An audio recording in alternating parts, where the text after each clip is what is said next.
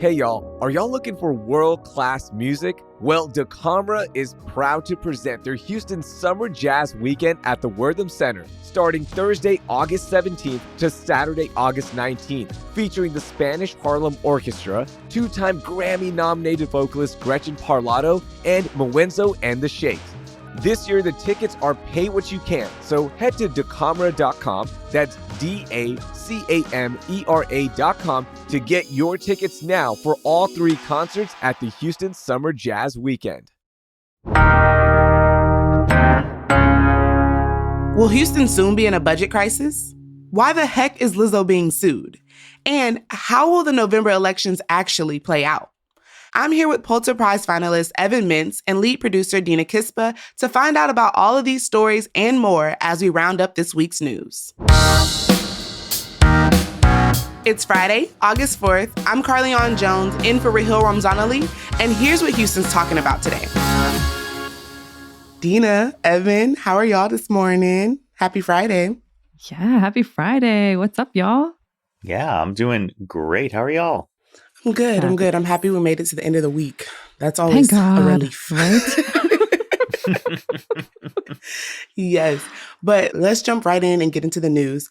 So, Evan, let's start with you. What was your biggest story this week?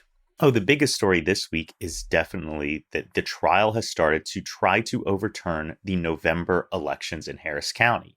Here we are, 7 months later, 8 months later, and the litigation has finally begun. Republicans are arguing that the election should be tossed out because they think that votes were miscast or people had their votes denied. And because of all of this, we need to redo the election. But there are a few big things in this that I think people really need to pay attention to. One is that they could be trying to throw out your vote and nobody will tell you.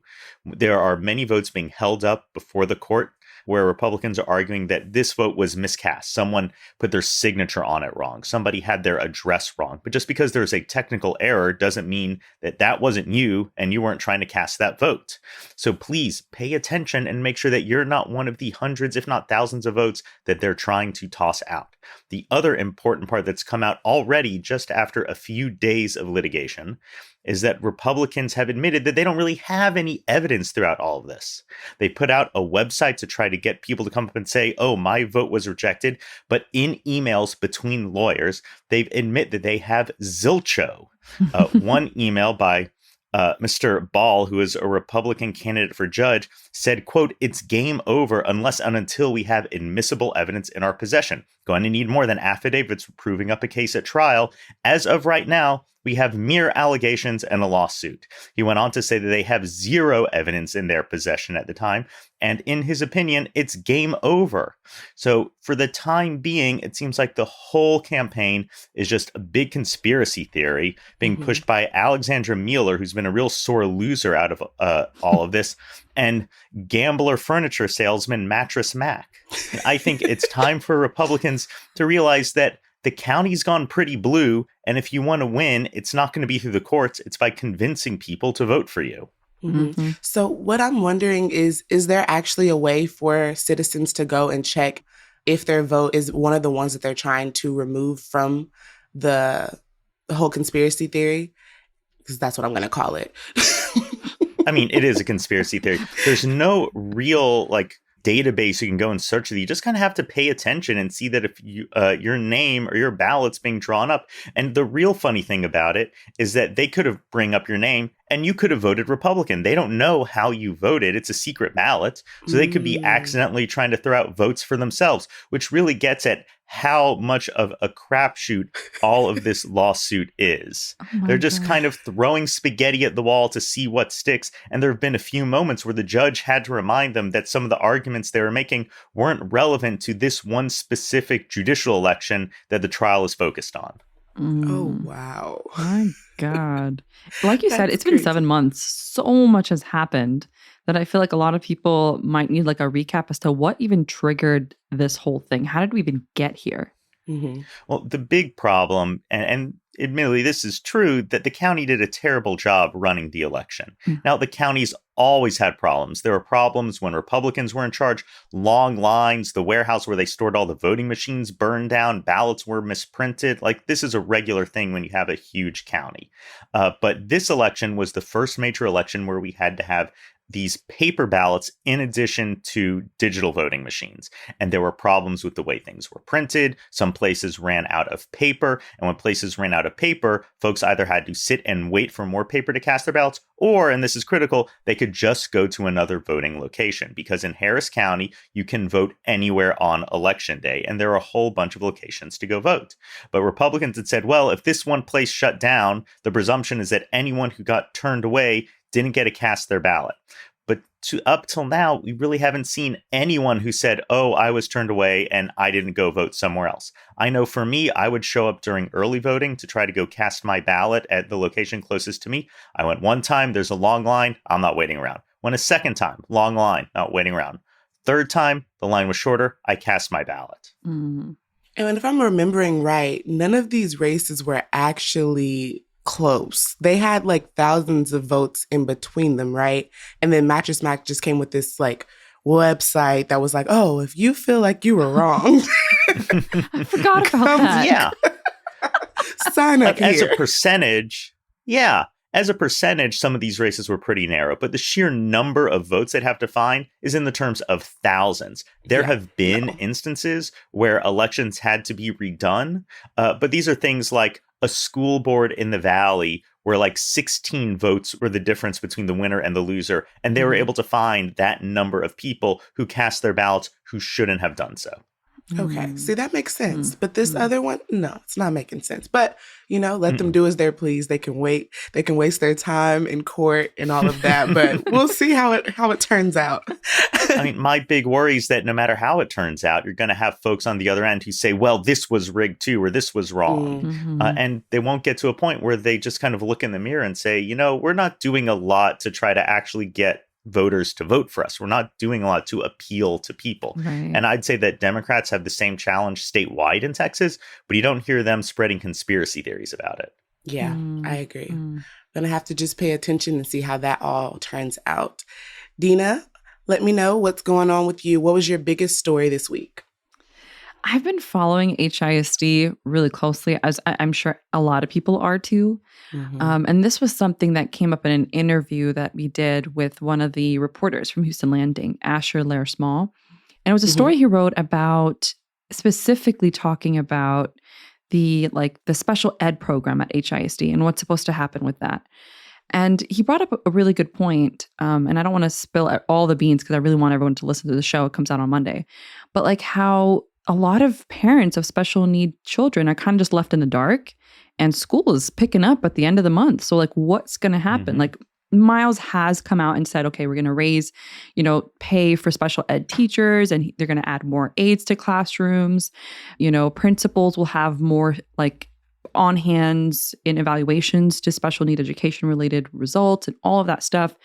But then one thing that I read that really surprised me was how these disciplinary rooms are going to play and factor in, because a lot of special needs children, sometimes they act out, right? And it could be that you're sending one of them into these rooms without like having that thought of maybe this shouldn't happen, maybe something else should be at play. Granted, not a lot has been said, and Miles is saying that key improvements will be coming out September 1st, but that just seems like it's pretty late for parents to have to sit around and wait until they find out what really is going to happen. How's it going to change? And, the article highlights how HISDs historically had so many issues with their special needs programs. And it has to also get up to date and meet certain requirements before the state takes their hand off from having control over the district. So that's just really crazy, because I feel like that's kind of been swept under the rug and not getting a lot of attention when it's something really important and really big that we should be looking at. Yeah, so they have to wait until after school starts before they find out what their children are going to be going through or how the process is going to work. Yeah.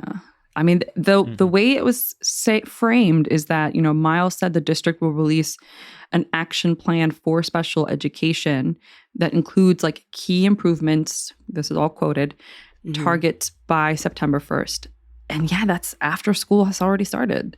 That is crazy. I think that HISD and Texas school districts all across the state have done a terrible job funding special education programs and providing those programs to students, often in violation of state law. And here we are again with an instance where HISD is suffering, the state has taken over, but nothing in the state plan is actually going to improve the outcomes. It's kind of like they wish that just state takeover would be a magic wand that suddenly would solve all the problems. But these are hard problems to solve. Right. Yeah, they really are. It is. HISD is definitely like the biggest story that I feel like is going on as we like approach getting back into the school year. It was also my biggest story because they have started trying to do a waiver to allow teachers that are not certified to teach and fill these vacancies that they had. So I think this is interesting. That's what I'm going to call it. I'm going to say it's an interesting concept of like how they're trying to fill these vacancies, because it's like you have teachers that are so dissatisfied with this takeover that they're leaving. And then you have teachers who think that the takeover was necessary. And so there's like this middle ground of people that, are trying to figure out like, let's, see how it goes. But the idea of bringing in people who basically just went to college but have no certificate in teaching is not completely new. Like, it's something that charter schools are allowed to do, but regular schools have to submit waivers to do so. And he's doing so throughout the entire district. Throughout the 274 schools that we have, he's trying to fill about 600 vacancies with these uncertified teachers. It's kind of interesting.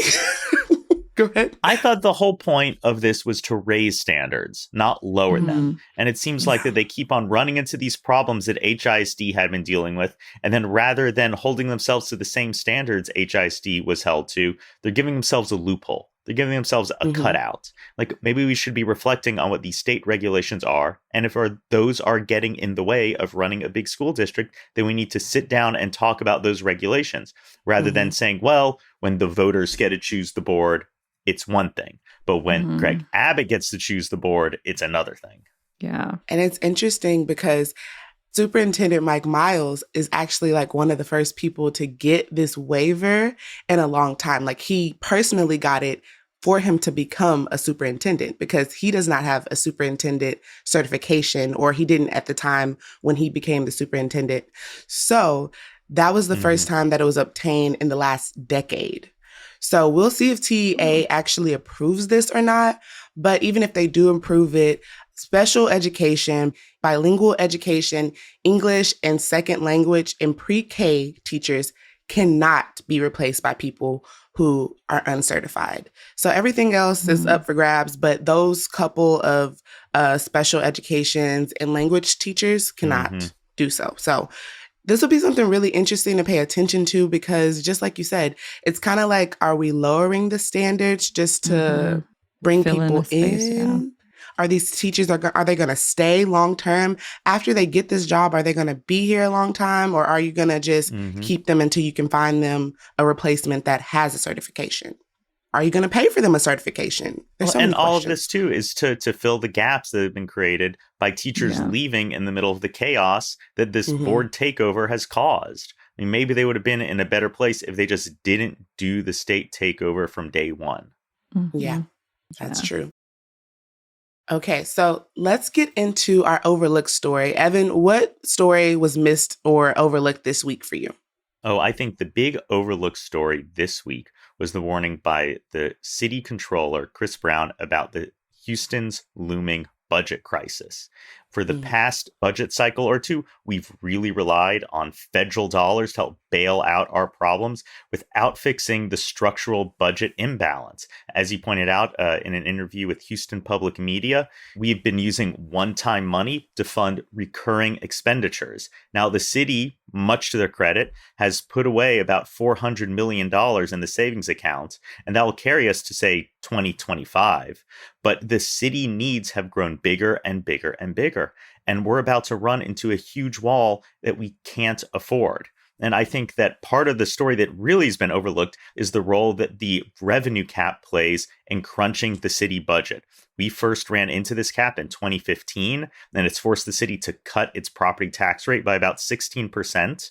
And because of that, the city has left a little less than $2 billion on the table. That is money that we could absolutely use to fill this funding gap. And where's the money going? The biggest chunk of change in the city budget is to police and fire. That's where all of it is. So do you think the budget needs to be reallocated? I think what we need to do is just get rid of the revenue cap. The mayor said he was going to get it on the ballot for the 2023 election. I don't know if it's there, but really the next mayor is going to have to deal these consequences. Or they might end up where Mayor Anise Parker was when she first got elected, 2009, big financial crisis, cut the city budget. Mm-hmm. And that means layoffs. That's not good. That is not good at all. That's not going to help anybody. That's going to make everything worse. Oh, Lord. I hope that doesn't have to happen. Okay. Dina, what about you? What's your most overlooked story? Oh, man, it's going to be, and I feel bad bringing this up because Lizzo, I'm a huge fan of Lizzo, but yeah. I mean, this whole lawsuit that she's entangled with, her and her production company. She was sued by 3 former dancers, and they accused her of allegedly creating a toxic, hostile kind of work environment. Mm-hmm. And they alleged that Lizzo would push her like religious beliefs on them. And then in one instance, they alleged that a dancer was body shamed for gaining weight. And then she was fired after like recording a meeting with Lizzo. And that's kind of really bizarre coming from a very body positive like artist, right? Mm-hmm. I mean, it was just like reading through that, I was just like, no, this can't be real. But then it's just, I don't know, man. We got to see how it plays out because you just don't know. Putting stars on a pedestal, I learned, don't ever do it. Yeah. Somehow they disappoint you. Yeah. I'm hoping that this is not true. I really just hope that, because it's crazy. I was just like, not Lizzo, you know, right? Like, especially with the body shaming thing. Like, no, like that is actually insane. But there's multiple people that are filing this lawsuit, right? Yeah, there's 3. Yeah, I was about to say, it's 3. Not just one person. And so it's kind of just like, oh, wow. Like, I hope that's not actually something that's going on. I'm trying to figure out, like, what is the actual cause of action here? And I admit I haven't delved into the lawsuit, but it's not illegal to be a jerk and it's not illegal to be a hypocrite. So, like, what is the, like, legal action that these folks are taking against her? That's kind of what I'm curious about. Is it one of those things where just they were fired and they shouldn't have been fired, or the reason why they were fired wasn't exactly on the up and up? If so, that could just be, you know, a problem for Lizzo's HR department. You know, what was their documentation about why these people were let go? But all of this just feels like headline fodder to me. Yeah. I mean, it also claims that they were like, there's sexual harassment allegations, there's racial and, you know, religious discrimination, disability discrimination, assault, false imprisonment, which I'm like, what? But they didn't go into detail about it. So like, I want to dive deeper into this and like learn more about like, where's the false imprisonment part? Like, I'm curious. Oh, that's crazy. A lot of this just feels like that Lizzo and the Lizzo crew were trying to act like they were a bunch of friends and family and doing wacky stuff and like weird sex tours in Amsterdam and, you know, being like kind of friendly, but also rude with each other. But when you work together, like, you're not a family. Like, I love my coworkers. They're great. But like, there's a real difference between professional settings and like friend and family settings. And when you try to make one feel like the other, it's a recipe for disaster. Yeah, yeah. Like when I was reading the Houston Chronicle article about, you know, the whole Amsterdam thing where they went out to a club and, you know, there was like chants of like, you know, Lizzo and whoever it was chanting, saying like, oh, grab that person, you know's naked body and all that stuff. That does seem like something a family would do, like if you were out with like your girlfriends and stuff. But these are people she employs. Exactly. Yeah. Yeah, I don't know about family doing that either, though. I feel like yeah, that's true. That's not a family thing. Maybe girls out, girls night. Yeah, you got a boys' night out, you got a girls' night out. You're doing some stuff like that's one thing. But no, don't go to the club. like your employees. Don't pretend like your employees are your your friends like that. You can't have that type of relationship. The power imbalance is inappropriate. Yeah, like that's kind of more so what I see it as. Like that just sounded like a bachelorette party or something crazy like that. But I definitely think that it probably was her feeling more comfortable, like these are my friends, and thinking that she could cross these lines, and then it got turned into this lawsuit. I mean, of course we'll see. You never want to like make anyone feel like what they're going through is insignificant or anything like that. But we'll just see how it ends up going in court. My most overlooked story this week is something that kind of made me happy when I seen it. Houston got ranked number 2 behind New York as the best place for things to do for Gen Zers. And the reason why this made me happy is because my friends are always complaining that there's nothing to do in Houston. And I'm always like, no, get on TikTok. First of all, we have everything that everybody else has and more. There's so many people in Houston that get creative with businesses and make things that start off interesting already. And we just put a creative spin on everything. Like the other day I was mentioning that we have a rage room. It's not just a rage room. It's a rage room you can paint in. So it's just like, there's so much fun things to do in Houston that people just don't realize. So I want y'all all to get on your phones, get on TikTok, go look up all the great events that we have, all the great like creative activities, and just get involved in the city, because apparently the people outside of the city see the greatness. They see that we are number 2 for things to do.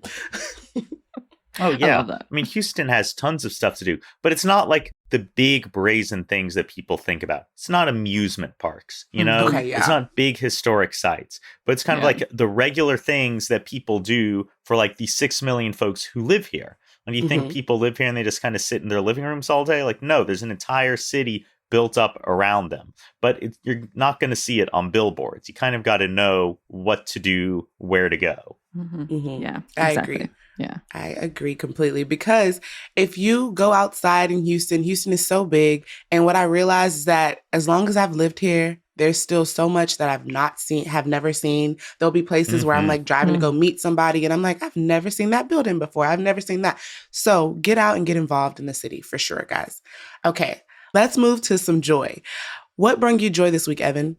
Oh, what brought me joy was seeing that Food Not Bombs was found not guilty by a jury in the first feeding lawsuit by the city. The city years ago made it so that you cannot provide food to people on property without permission of the property owner, and that includes public property. But Food Not Bombs has continued to provide food for the homeless near the downtown library. And the Houston Police Department started, after years, handing out tickets to people. So they fought this first ticket and they won. They won in front of a jury. And it just sparks joy to see juries making decisions on moral grounds and on legal grounds. That when you serve on a jury, it is up to you to decide what is right and what is wrong, what is guilty and what is not guilty. And I know that sometimes people, they get those jury service notices in the mail and they want to throw them away. They don't want to go. It takes all this time. You have to drive downtown. You have to park. It's all this stuff. But no, this is an important moment of justice, and you get to decide what justice looks like. I loved that when it happened. Like, we had Nick Cooper on, who volunteers regularly for years. Yeah. And I was just like, yes, finally justice for them. Yes. I know there's like few more of them that still have to go through the process. I'm not sure how many, but this is the first, hopefully, of many wins. As someone who volunteered with Food Not Bombs in college, I'm just like, thank God. And hopefully like they keep putting the pressure on, and they keep moving forward and keep doing it. Yeah. Now, I do think that, and I find myself in an interesting position here. I don't necessarily disagree with the underlying law that if you want to do something on someone's property, you need permission, no matter what that is. But at the same time, when the state hands out punishment, it falls on a jury of peers to decide whether that's just or not. And sometimes seeing this whole process come together is heartening. I'm with you. I agree. I was really happy to see that too, because I hate that people are out here trying to do good for the community and are getting like basically a slap on the hand for it. I hope that they get all of them dismissed, honestly. But like Evan said, I also honestly understand the law of like being on people's property. But if they're just downtown and they're just trying to feed people and help them out, like, let them do it. There's so many other things that we need to be actually chasing down and concerned about as far as like our laws go. There's so many people committing actual crimes. So it's just my little 1-2 rant. Okay, Dina, what about you? What's bringing you joy? Speaking of like just being the best at things, the Institute for Rehabilitation and Research, it's a nonprofit that has served our patients. It's in the Med Center since like 1959. We have been named the best rehab hospital in Texas by U.S. News and World Report's annual Best Hospitals ranking. Holla! I love that. It's pretty awesome to see us kind of being recognized. And the Med Center is amazing. That is great. That is super amazing. And the hospital was ranked 4th best hospital in the nation, by the way, for rehabilitative care, which is incredible. Go Houston. Okay. My moment of joy is that we've entered August, which means we're getting closer to fall. And I'm so excited for fall. Like, I love summer. I enjoyed summer. It was great. It was too hot, though. Way too hot. Like, I mean, we broke some records this year. And I think this month is still going to be pretty hot. But soon as September is approaching, and that means we can do pumpkin patches and we can go outside without wanting to like cry or get mad or just scrunch up our face as soon as we walk outside, because it's just crazy. Like, oh my God. So that is my moment of joy. We're getting closer to fall, finally. I mean, I don't know. I feel like the hottest part of summer is like in September, when the rest of the country's starting to cool off, but it's still so hot here. And you're like, I've done it. We've done summer. I know summer. When does the cool weather get here? But it's still like in the 90s. Like, you're seeing all the stores start to put up their sweaters. You're seeing like the pumpkin advertisements going up. You see the Halloween decorations going up. You're like, Halloween? Like, no, I'm still swimming. I'm still going to the beach. What the heck? It makes no sense. Evan just busted my bubble. He's like, Carly, no. He's like, girl, it's gonna I gotta be with Evan. Evan. It doesn't get cool yet. Yeah. We gotta wait a little bit. Okay, so yeah. Like, it's not gonna get cool till what, like the end of October? Like end of October, yeah. And sick. Even then, I remember like the sweatiest I've ever been is like wearing my Halloween costume as a kid, and it's like 80 degrees, and it's like the sun is set. What the heck? Yeah, I remember like Thanksgiving one year being really humid and gross. And I'm just like, dang, and even in November? Yeah. Jeez. So yeah, sorry, Carly. I mean, I feel like it's such a tease whenever like places put up the Halloween decorations, and I'm just like, can we not? Like, I can't get in the vibe. I can't get in the mood. It's just all an illusion. Okay. Well, they busted my bubble, y'all, but we still had a good chat today. So thank you too for being on. Yeah, this was awesome. Thanks, y'all. See y'all later. That was Pulitzer Prize finalist Evan Mintz, lead producer Dina Kesbeh, and me, producer Carlignon Jones. If you want to dive deeper into these stories, just check out our show notes. We have all the links you need to all the articles right there. That'll do it for today here at CityCast Houston. Our lead producer is Dina Kesbeh. Our producer is me, Carlignon Jones, and Lizzie Goldsmith. Our host is Raheel Ramzanali. Our newsletter editors are Brooke Lewis and Natalia Aldana, and our music is by the band All the Kimonos. We'll be back on Monday with more great shows, so until then, have a great weekend, and in the words of Raheel, I hope you learned something new. Bye.